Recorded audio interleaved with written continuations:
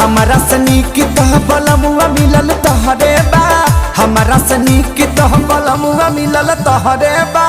रंग के लगाई भातार सखी बहरे बा, रंग के लगाई भातार सखी बहरे बा।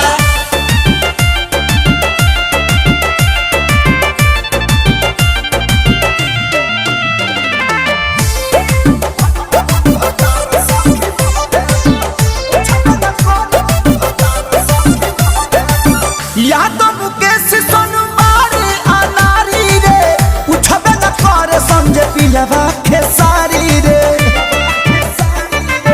हे सखी यादव मुकेश सोनवारी अनारी रे, पूछबे न करे समझे पिलवा खेसारी रे।